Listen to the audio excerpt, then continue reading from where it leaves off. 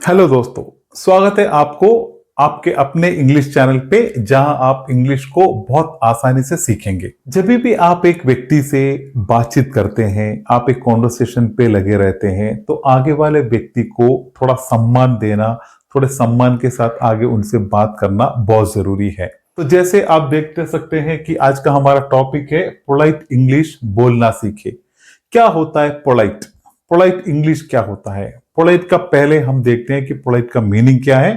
Polite का meaning बहुत simple है, विनम्र, सभ्य, सौम्य, सम्मान।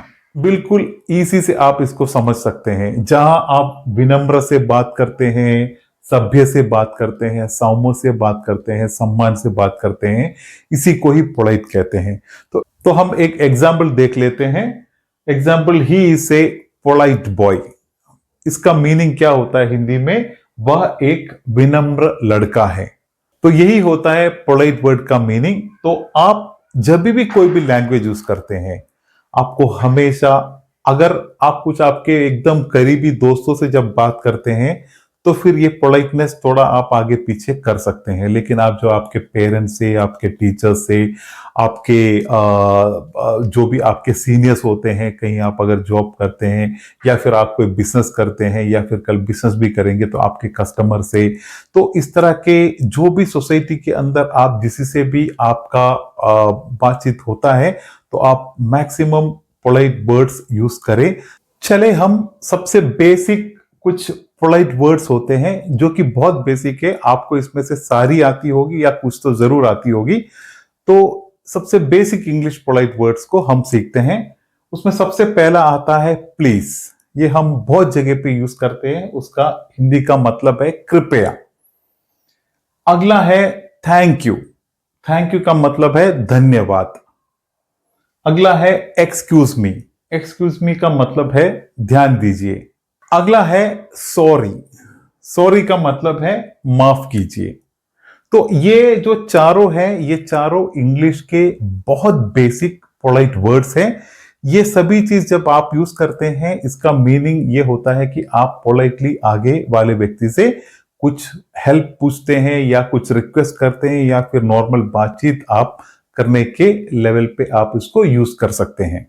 जैसे इसको आप एक वाक्य में जब यूज करते हैं, जैसे कि प्लीज आपको यूज करना है, तो आप कह सकते हैं कि प्लीज हेल्प मी। इसका हिंदी मीनिंग हो गया कृपया मेरी मदद करें। अब अगला, आप थैंक यू को अगर एक वर्ड, एक सेंटेंस में यूज करेंगे तो कैसे यूज करेंगे? Thank you for your help. आपकी मदद के लिए धन्यवाद। तो जब भी आप इंग्लिश को प्रैक्टिस करते हैं, तो आपको ये पोलाइट वर्ड्स को यूज करके भी प्रैक्टिस करना चाहिए, क्योंकि जब आप पहले शुरुआत से ही जब इस तरह के पोलाइट वर्ड्स को यूज करने शुरू करेंगे, तो आपको आगे जाके भी ऑटोमेटिकली ये आ जाएगी। तो ये एक अच्छा प्रैक्टिस होता है। आप जिसी से भी बात करें, स्पेशली इंग्लिश में जब बात करें, तो पोलाइट वर्ड्स को यूज करके ही बात करें। तो जैसे हमने अभी 4 बेसिक पोलाइट वर्ड्स को सीखे थे, उसके बाद अभी कुछ पोलाइट रिक्वेस्ट को भी आप एक दो एग्जांपल के साथ सीखेंगे तो अच्छा है। तो उसमें पोलाइट रिक्वेस्ट क्या होता है? पोलाइट रिक्वेस्ट में ज्यादातर आप किसी से कुछ हेल्प पूछते हैं, कुछ रिक्वेस्ट करते हैं किसी से, तो उसमें आपको पोलाइट वर्ड्स को कैसा यूज करना है, तो उसको हम समझते हैं। जाकि पोलाइट रिक्वेस्ट जैसे हैं, हम देखते हैं उसमें सबसे ज्यादा पोलाइट रिक्वेस्ट में आपको कैन यू, कुड यू, इसका यूज करना है। जैसे कैन यू, इधर आप वर्ड्स ऐड करके आप एक रिक्वेस्ट पूछते हैं कि क्या आप मेरी इस तरह के हेल्प कर सकते हैं, या क्या आप मुझे एक पेन दे सकते हैं, क्या आप मुझे थोड़ा पानी दे सकते हैं। तो इस तरह आप जब किसी से एक रिक्वेस्ट करते हैं, तो आप आगे वाले से पूछते हैं कि मुझे आप ये करके दे सकते हैं क्या। तो उसमें आपको हमेशा कैन यू और कुड यू का यूज करना है। देखते हैं एक सेंटेंस के साथ, जैसे कि can you open the door please.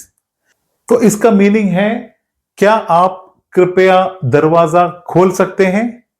तो देखो, आपने उसमें कैन यू का यूज होता है, जैसे कि can you open the door please, क्या आप कृपया दरवाजा खोल सकते हैं। अगला है कुड यू के साथ एग्जाम्पल, कुड यू का कैसे यूज करते हैं। Could you help me with this task. इसका हिंदी मीनिंग है क्या आप कृपया इस काम में मेरी मदद करेंगे? तो इसी तरह जब आप किसी पोलाइट वर्ड से किसी से रिक्वेस्ट करते हैं तो आपको कैन यू और कुड यू का खासकर उपयोग करना चाहिए। अभी हम लास्ट में थोड़ा पोलाइट फ्रेजेस को सीखते हैं। जैसे कि आपने अभी जो पहले सीखे थे इस तरह के जो वर्ड्स को उसको यूज करके हम कुछ 1 2 3 फ्रेजेस को सीख लेते हैं। तो सबसे पहला फ्रेज है मे आई सिट हियर। इसका हिंदी मीनिंग हो गया क्या मैं यहां बैठ सकता हूं। तो आप एक परमिशन पूछते हैं, आप एक रिक्वेस्ट करते हैं कि क्या मैं यहां बैठ सकता हूं, मे आई सिट हियर। तो ये एक पोलाइट फ्रेज है। अगला फ्रेज है I am sorry for the mistake. इसका हिंदी है गलती के लिए माफ कीजिए। तो आप किसी से एक पोलाइट वर्ड्स में किसी से रिक्वेस्ट करते हैं कि आपसे गलती हो गई, गलती के लिए माफ कीजिए। I am sorry for the mistake. तो ये भी एक पोलाइट फ्रेज है। तीसरा एक है would you like some tea. तो इसका हिंदी मीनिंग है क्या आप चाय लेंगे। तो आप देखिए इसमें लास्ट में क्वेश्चन मार्क दिया गया है, would you like some tea, क्या आप चाय लेंगे। तो क्योंकि आप आगे के व्यक्ति से पूछते हैं क्या आप चाय लेंगे, आपने क्वेश्चन पूछा है पोलाइटली आगे वाले व्यक्ति से, तो वहां हमने क्वेश्चन मार्क यूज किया है। वैसे यहां भी हमने क्वेश्चन मार्क यूज किया था मे आई सिट हियर, क्योंकि आप किसी एक परमिशन पूछ रहे हैं पोलाइटली। तो आप कभी भी किससे कोई परमिशन पूछे, आप कुछ चीज का रिक्वेस्ट करें, आप कभी कुछ हेल्प पूछे, ये सब चीजों को आपको हमेशा पोलाइटली ही करना पड़ेगा। तो जब भी आप पोलाइट इंग्लिश यूज करते हैं तो आप हमेशा याद रखिए आपको हमेशा please, thank you, could you, excuse me, sorry, इस तरह के हर एक फ्रेजेस को, हर एक वर्ड्स को यूज करना है। क्योंकि आप आगे वाले से आप आपका एक्सप्रेशन करते हैं, आप किसी से परमिशन पूछते हैं, किसी से कुछ रिक्वेस्ट करते हैं, तो आपको इन पोलाइट इंग्लिश के वर्ड्स को हमेशा यूज करना है। जितना आप आपका इंग्लिश में आप पोलाइटनेस यूज करोगे, इंग्लिश को वो आगे बहुत ही शोभा देगी।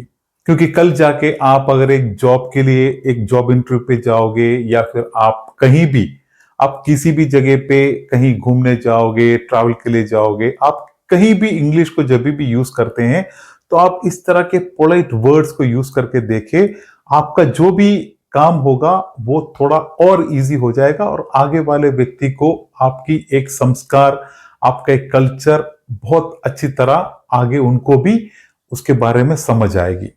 तो दोस्तों यही था आज के इंग्लिश क्लास के टॉपिक। तो मैं कहता हूं आप थोड़ा करके इसको प्रैक्टिस कीजिए। अगर आपको वीडियो अगर हेल्पफुल लगी हो तो वीडियो को एक लाइक कर दे, चैनल को सब्सक्राइब कर दे। मिलते हैं एक बढ़िया इंग्लिश कंटेंट वीडियो के साथ। तब तक के लिए इंग्लिश सीखते रहे, कॉन्फिडेंट रहे।